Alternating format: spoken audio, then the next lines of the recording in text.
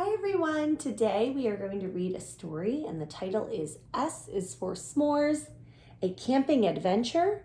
This story was written by Helen Foster James and illustrated by Lita Judge.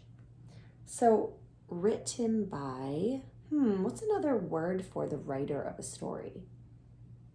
What else could the writer of a story be called? The author, very good. The author writes the words and the illustrator does what? The illustrator draws the pictures. Very good. Let's go over the parts of the book. So this is the front of the book. This is the back of the book. And this is the spine that holds the book together. Very good. And before we start reading, what do you think this story is about? What do you think this book is about? Just by looking at the cover page. What do you see? Yeah, I see people around a fire. They're roasting marshmallows. And if you've ever made s'mores, you know that marshmallows is one of the key ingredients. I wonder what this is about, a camping adventure. Let's open up and find out.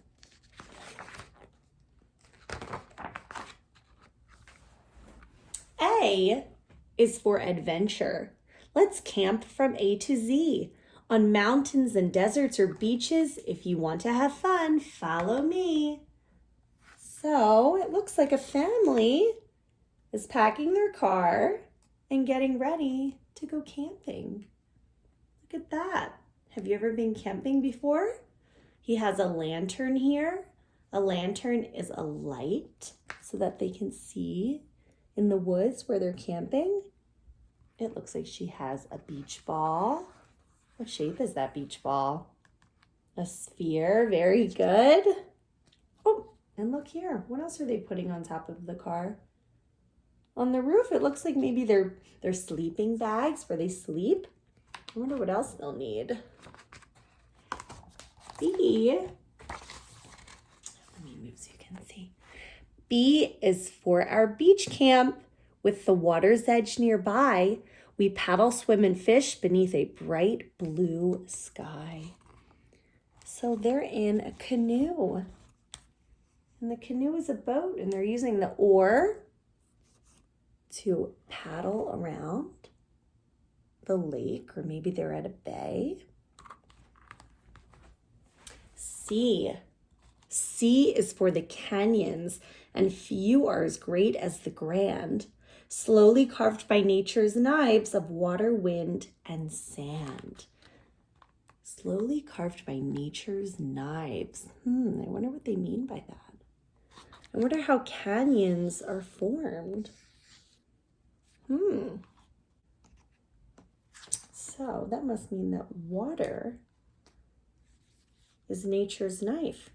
So water helped carve out this canyon, the force of the water.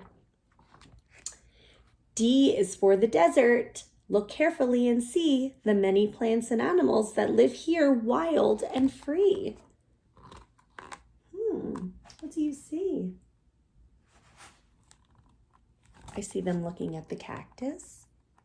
If you see a cactus, you have to be very careful not to touch it because they're very, very pointy. It helps protect them against predators or animals that might want to eat them.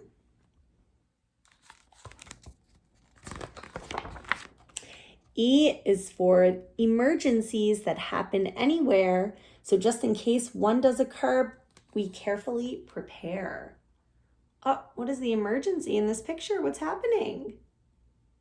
It looks like it's raining and they're taking shelter. They're taking cover somewhere in their tent. F is for the foliage. With changing looks in every season, spring and summer, fall and winter. Would you like to know the reason? So the foliage is the different color trees and leaves and the scenery. How pretty. This family stopped their car and they got out so they can look at it. When do we see the colors in the trees? What time of year do we see these colors? Do we see them now in the summertime? Do we see them in the winter? Right, we see them in the fall. The leaves change colors in the fall. In the fall is when we go back to school. So September. G. G is for the gear you'll need to organize and pack to keep your camping full of fun and bring you safely back. So look at all of the different items they need to bring with them camping. They have a cooler here to keep their food and drinks. They have a tent for shelter. They have special camping clothes that are made from fabric that protect them from the sun, wind, and rain. So they have raincoats. She has a hat. What other things do you think she'll need to protect them? H is for the hikers whose boots protect their feet while hiking on a rocky trail or through the desert's heat. So you'll notice this family's hiking over rocks. Look at that. This looks familiar. I see rocks like this in Ocean City. Next time you go to the beach, see if you can notice rocks like this. And notice how he has a walking stick and they have on special boots. So they're being extra safe walking on these rocks. So when you go to the beach and see them, you'll just want to look with your eyes and not walk on them because it can be dangerous. I is for the insects, like butterflies and bees or ladybugs and dragonflies and itty bitty fleas. Can you see the butterflies and the bees? They're pollinating. They're eating the pollen. J is for John and for Juliet. They both love nature and plan for people who camp in the great outdoors to protect and cherish this land. So they were both naturalists and they love exploring the wilderness. John and Juliet. He's called the father of our national parks, John here. Juliet was the founder of the Girl Scouts. So if you know anyone that's in Girl Scouts, she started Girl Scouts. She was born in Savannah, Georgia, and she was called Daisy.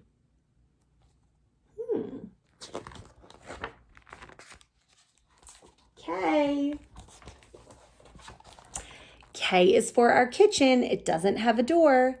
No roof or walls surround it, and solid ground its floor. Look at that. What are they cooking on? Is that a hot plate? And I see a skillet. I wonder what they're making. What would you like to make if you were camping? Maybe eggs? Oh, and here's the pitcher down here. Maybe there's juice in there or milk. L. L is for the lupine in patches near the trail with vibrant colored petals and a sweet, fragrant smell. So lupine is just one wildflower that puts on a beautiful spring show. It grows all across the United States. Have you ever seen a flower like this, lupine? Each spring, wildflowers cover the land with a rainbow of color depending on the area, elevation, precipitation, and other conditions. So the elevation is how high above sea level the area is. And precipitation is another word for rain. How much rain does the flower need? How much will it get? M is for the mountains, where bear cubs play and eagles soar, where campers hike so close to clouds and ask for nothing more. Look how pretty the scenery is. And here's this little boy and he has his walking stick. What's protecting his head? A hat from the sun. He has on a backpack. Isn't that pretty? Do we have mountains where we live? Do you see mountains outside of your door in Ocean City? No, right? We don't. We'd have to go to the Poconos or in Pennsylvania, New York. We live in New Jersey. It's very flat in New Jersey. N is for the night sky, far from the city's lights. Find Polaris pointing north and other famous sights. So there's the night sky, and you see all of the stars and the constellations in the sky. What letter's next? O. O is for the organizations that share and teach their skills to those of us who love to camp and hike among the hills. So these are Boy Scouts and Girl Scouts, YMCA, other similar organizations teach beginners new skills and help advanced campers. Advanced means that they know how to do it really well, improve their skills. So these organizations, like the Boy Scouts and Girl Scouts, help campers learn how to be safe outside in the wilderness and learn new skills. So what are they doing here? It looks like they're cooking, huh? Over a fire. And they have their tent behind them. P is for the many parks. Let's pick a destination, then pack our gear and go explore for a wonderful vacation. So there are many campsites in national, state, regional, and private parks. Look at that, how pretty. There are mountains and trees, there's wildlife, there's a lake. Have you ever been to a national park before? Q is for quiet. Take time to listen. What's that you hear? A caw, a chirp, a little coo? Is it far away or near? So if you go outside, there are many different sounds you'll hear. I bet there's even more birds. In the wilderness, when you're camping, you might hear different sounds. R is for the rangers who teach us all to care for the beauty and the wildlife and all the land we share.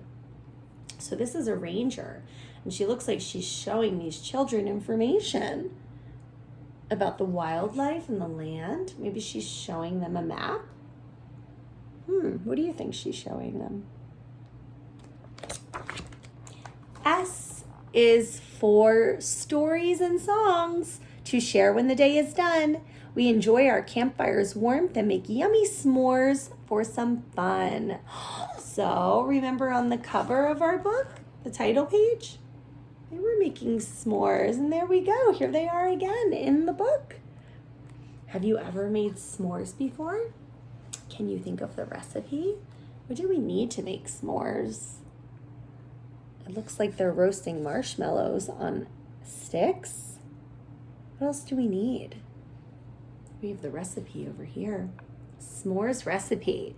The ingredients are graham crackers, chocolate candy bar, marshmallows. You need a roasting stick or a long fork, a campfire, an adult to help you. So the recipe tells us to get 2 graham crackers, put a thin chocolate candy bar on one of the graham crackers, put a marshmallow on a roasting stick, and roast until it is toasty golden brown. Slide the marshmallow off of the stick and onto the candy bar. Be careful, the marshmallow will be hot. Place the other graham cracker on top of the marshmallow like a sandwich. Eat and say, yummy. I want s'more. So is that why they're called s'mores? I think so. T is for the tracks we find pressed upon the ground. Traces of our animal friends lie waiting to be found. So there's a badger, or maybe just a white bunny, a big bunny. Look at his tracks or his footprints in the snow. U is for the underground, hidden burrows out of sight, dug by those who need a home, safe from harm both day and night. So what is that there? Let's read and see if we can find out what this animal is. Campers see a variety of animals on a camping trip, big and small. There are also animals living underground. Some live completely underground their entire lives. This protects them from weather and predators. And holes are entries to underground homes. So if you see holes while you're exploring, if you're ever on a hike, it's probably an underground home for an animal like this one. Maybe he's a chipmunk. Oh, he's a kangaroo rat. See, when we read, we can find out information. He's a kangaroo rat, and he lives in rocky and sandy desert soil. Their burrows enter the ground at any angle. They stay in their burrows all day. So this is the burrow, this underground home. And they only come out at night when it's cool. I never heard of a kangaroo rat before. Have you? V is for views and vistas of deserts and forests and sky with awe-inspiring beauty so pleasing to the eye. Look how pretty that view is. The sunset. W is for camping in winter, for those who are willing to go and follow a path through the forest on snowshoes or skis over snow. So winter campers need different types of equipment and gear. What do you need if you're camping in the winter time? Yep, you need boots and heavy clothing. He has a hat, and so does she, to protect their heads from the cold. It looks like he's handing her a cup. I wonder if it's a hot cup of cocoa. X is for 2 crossing trails. Now, which way should we go? North or south, east or west? A trail map helps us know. So here are these kids are looking at a map to help them know where to go. Because if you're in the woods, in the wilderness, there probably isn't many signs. There probably are not many signs to show you where to go. So they're looking at a map. Have you ever had to follow a map before to help you get somewhere? Y is for Yellowstone Park, where bison and moose freely roam, where Old Faithful spouts every hour and bears and elk make their home. Wow, look at this big bison. He's covered in snow. Wyoming, Montana. Z, we're at our last letter of the alphabet. Z is for the zippers on your cozy bag and tent. Nested away, you'll fall asleep dreaming of places you went. So it's the end of the day and they are sleeping. How fun. Okay, friends, for the writing prompt, after you listen to the story, we are going to write what the beginning of our names sound like. So, the beginning of your name might sound like a blend or a digraph. So a blend is 2 or 3 letter sounds together and you can hear each sound. So my last name, Stanko, is a blend. You can hear the st, like in the word star when you say the word. Or your name might be like a digraph. It might sound like a digraph like TR. And it's when 2 letters are together, but they make one sound, like Trent, or shark, SH for shark. So what does the beginning of your name sound like? The beginning of my name sounds like st.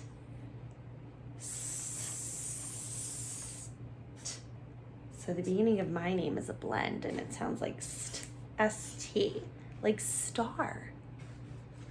So I'm gonna draw a big star.